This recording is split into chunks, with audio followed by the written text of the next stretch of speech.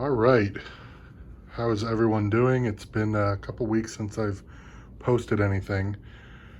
My big project, although there have been quite a few things I'll try to go over, my big project was printing a building, which if you look in the third row, you could see it. It's the gray with white windows and red awnings.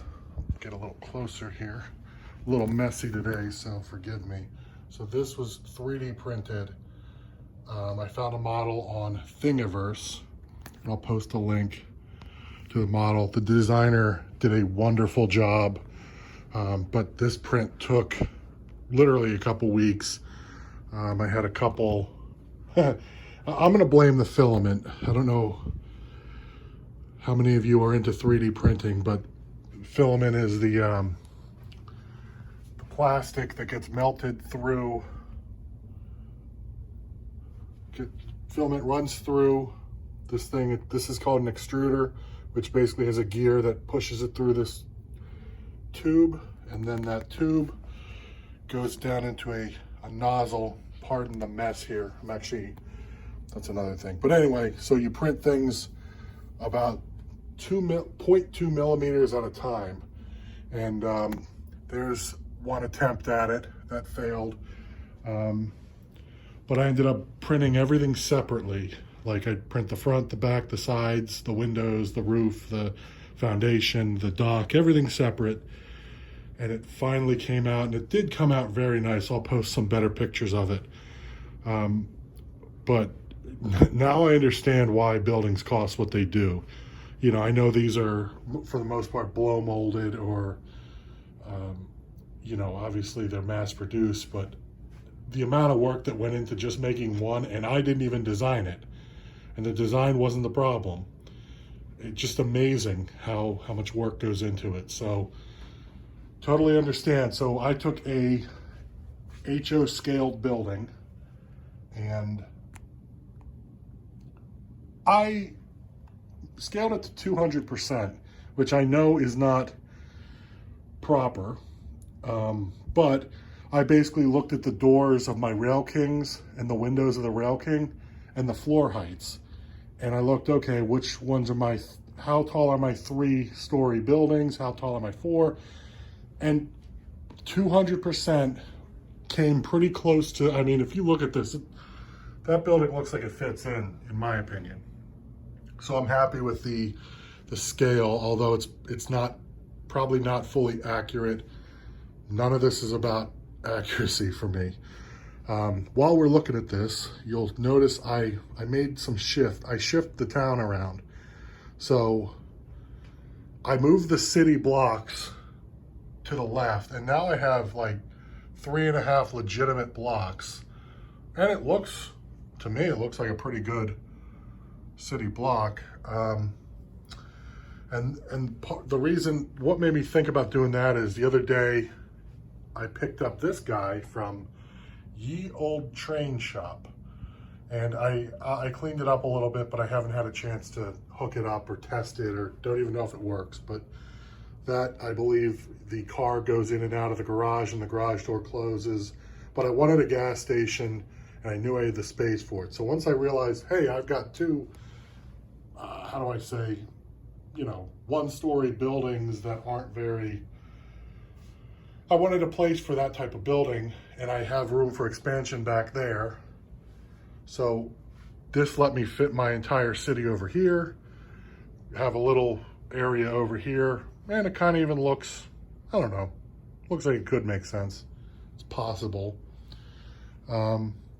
Speaking of 3D printing, the same designer, his name escapes me at the moment, did a bank. So I'm gonna try printing that bank out when I get a chance. I did, when I went to the Ye Old Train Shop, so they've got 3 or 4 barns or sheds with things for 50% off. So I picked up that guy for 50% off. You know, it's all used stuff, but what they had in their building is the 2 pieces of 42-inch curve I needed to complete this loop. And look how pretty that loop looks. Yay. So now I've got a completed loop there. I've been thinking about how I was going to do the sidewalks and the streets and whatnot. And I tried 3D printing sidewalks, like there was these modular sidewalks with curbs and grates and everything. But again, I'm going to blame the filament I was using. This one brand, just not good. And I didn't like how the model I picked had to connect it. They were just, it was very loose and flimsy. Not as tight as I would hope. So I might just take a crack at designing something similar to what's on the MTH, where, you know, you just have big cement blocks. So like I mentioned in the past, I'm going to remove all the sidewalks from all these buildings and then print a sidewalk the length of the block, or not, you know, in pieces, and connect it, make a corner piece. And then maybe I'll have like black tar paper or some sort of black for the streets, which this will all go on top of. So I'm not into the whole permanent whole, you know, I'm not gluing things down. Maybe that'll change over time. Now this beam, there's a reason I put tall buildings next to the beam. I'm gonna find something to print on my printer, 3D printer, to have like maybe a couple stories taller this building next to it, so I have the beam will actually become a building. Oh, beam the right word? The beam's up top. The post, call it the post. So the post, you know, it's already wood, so why not make that into a building? So that's one of my semi short-term projects. Let's see, what else did I do? I didn't pick up any more buildings. I got and I've been thinking about buying buildings. Like, I'm only gonna buy things I can't make, or making isn't worth the trouble. So the bank, I think I'm gonna take a crack at, and that could fit in somewhere here. Like I said, I'm gonna do away with I think I'm gonna sell this guy here. That was a mistake, just doesn't fit the theme. I don't know, don't love it. Don't hate it, don't love it. Just, I don't think it really fits if you, I don't know. Little cool, I like to reuse things. So these are from my 3D printer. They're called lead screws. And they're what drive the gantry up and down. And I upgraded to what's called dual Z. So now instead of just having a motor on this side, you've got motors on both sides, and it really stabilizes the whole thing. So I ended up with these two shorter lead screws. I'm like, well, what am I going to do with these? I'm never going to use them again. So I'm going to cut them down in the 4 or 5 inch sections, maybe 7, and make a load out of them. Now it's going to have a little weight to it, but a little weight, especially with some of these big dual motor Williams and MTH trains. So I'm going to get a little reuse out of those. A little joke in the 3D printing world. So when you're testing your printer, you make these little guys. They're called benchies, like a benchmark. I've got 2 of them because over the time I've made them. I'm thinking about like taking one of the buildings, putting it on top like a giant bench. This is giant for scale. Actually, it's not that bad. It's like almost a real size boat. So put that on one of the roofs and call it like Benchy's Toy Store or Benchy's 3D Printing Supply. I don't know. Just spitballing here. It's all amazing. Got some artwork. Here goes my voice. I had this guy up top here. I had him before. These are, I don't think this 1954 one is a Hallmark, but it might be. I picked up the 1952, 1924, and the 1926. Yep. So those, I don't know, I was thinking maybe I get 6 of them on each side. You can pick them up at train shows pretty cheap, or they're not bad on eBay. You pay more to ship them than you do for those. So I think they're pretty cool looking. I also picked up, and I've had this for many moons. My buddy got this for me after our trip to Alaska, and that was the train we took down from Anchorage to Seward, where the cruise terminal was. But I did pick this up at Ye Old Train Shop for a few dollars, just an old frame, and I got it.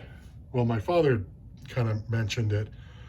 This is the model that, not the model, the actual, not the number, but this style train, there's an infamous fire. I remember as a kid seeing that fire in the book, but I also have that style engine here. So I really like that. I always like that little wacky paint job they had. You know, part of it was for safety, but you know, with the flags on the front, you know, the checkerboard. But that's a cool looking engine. I always like the New Haven colors. And I drive through it every once in a while. So, let's see, why don't we run the trains a little bit? So what I did do is I screwed down the main lines. So hopefully this is still audible. I'm running entirely conventional, so sorry for you technology guys. So I've got some power issues. Anything to the right of these switches is kind of weak, and then it kind of takes off up there. I haven't really unpacked my cars yet. That's another project. I have to have somewhere to put them. So, and there's obviously some power issue going on my siding, because if I flip that siding, that just goes dead. So no problem. I am going to, what is the wording for it? I'm gonna make them independently powered, so I could park an engine here, park an engine there, and alternate. You know, I can have, treat it like an extra storage facility. Can't remember the word. Is it blocking off? Is that the term? So that's that. Let's see. And then this is a more recent acquisition.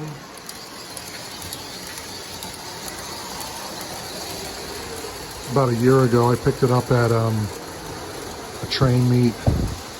The first COVID train meet there ever was. It was an outdoor. So I'll just shut up and let you enjoy the amazing trains.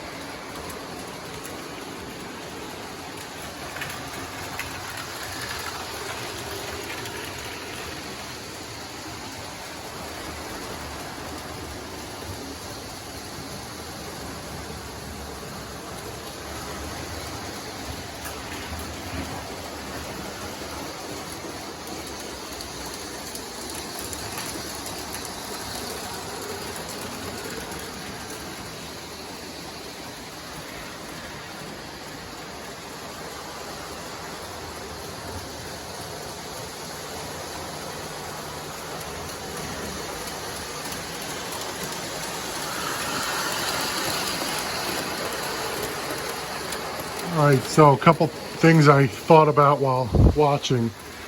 One thing I would like to do is add I'll call it a mini trestle. Maybe elevate this bridge by 2 inches. You know, I don't have to go out too far. Have a very slight incline to get to there. And then I could have forget these buildings here. Then I could have, you know, water, not real water, but look-alike water actually going under a bridge. That, I think, would be cool, and it would add a little bit of depth to the layout. And the other thing, let me shut this down because it's probably very loud. A couple other things I want to talk about were some of the tools I used.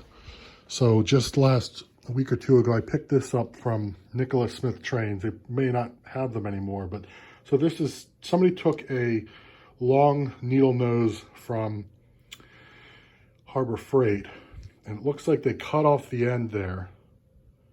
And then they machined,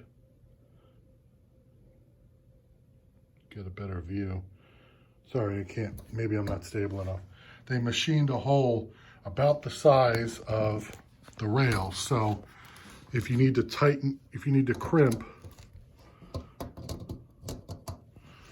you can get that in there and tighten your connections. That's especially useful for these, you know, old tubular. We'll see how good this is, but it's just a nice little handy tool. You can go around tightening things. I use these little junky Harbor Freight tools, Harbor Freight, for when I need to pull a pin out. I've got a couple of these types of, you know, spring-loaded mini needle nose, and they're good for tightening, you know, when you get a pin loose or want to tighten it up a bit or loosen it even. These are great for that because they have the right profile. This one's not my favorite. My favorite's the worst tool ever built by Harbor. This is all rusted out. It's Pittsburgh. Maybe it's the same thing. Nope. This orange guy's a little smaller, but this orange guy works the best for tightening and loosening, and it's all rusty, but it doesn't need to be perfect. And then this is just a little quarter drive magnetic bit, and I'm using Phillips head number 1 because I'm using these tiny screws. This is actually the biggest screw I have there, but I don't like to use these for anything other than switches. I use these little, I don't have the measurements, I use these tiny guys, and I'll try to position it so you can see. When I screw down, it's not actually against, there you go, you can see how much movement there is. It's really just to keep it from moving left, right, but you can't screw it down too tight, because if you screw it too tight, what happens is you transfer the noise from the rail into the layout, and the layout, it quadruples the volume. It gets super loud. So after I did my first loop on my main layout, I learned how to do it properly. And the other thing my father suggested is you take some cardboard or tar paper like this in these little squares, and you put your screw in there. Again, this is for tubular. If you guys are using Fast Track or you know, any of the other modern ones, I don't know that this makes sense, but so I'll put a screw on like that, and like I said, nice and loose. All of them are loose because you don't want a tight connection between the wood of the layout and the track. It reverberates like you wouldn't believe, and this layout is bolted into the studs of that wall. So I'm worried if I do that, the whole house, you're going to hear it in the whole house, and that's the last thing I want to do. So I think that's enough for today. Did I cover everything? Buildings, trains, 3D printing. Man, was that a nightmare. That's my printer there. I'm actually getting prepped for a print. Got the hairspray drying right now. My little cheat sheet on bed nozzle height. Got a whole project I'm working on with that. Non-train related, but it actually is gonna get into that later, if anyone cares. The big project I'm hoping to do, I finally got my router table. I got my special joining router bit. I'm gonna build a 33-inch wide cabinet and drawer, right? By cabinet, I mean a drawer, a box and drawer. And I'm gonna move all the controls here. And that's kind of one of the reasons I've been dragging my feet with power. I want to see how that is set up before I go. And, you know, I've only got 2 wires for each track. I have an entire, don't laugh, this is gonna look like a mess, but I have a whole grid of these. That's not one of those, but each post has one of these on it. And I run all these lines from the transformer. Even though I don't need them all, I run them all anyway. So I have a common, and then each color, yellow is for accessories, blue is a track, red is a track, green is a track, and white is common. Can't remember. It doesn't matter. However I make it. But, and then I run that, just for sake of argument, it'll come out of the transformer and immediately go to a power block. And then I'll have that power block. On this layout, I'll probably only do 4. I don't think I need more than, it's not that big. So I'll have one here, and then each corner I'll have one, or maybe, I haven't figured it out yet, but the point is to have power distribution all over the place. And you could run a loop. You could run it in a loop fashion if you want. I don't like the,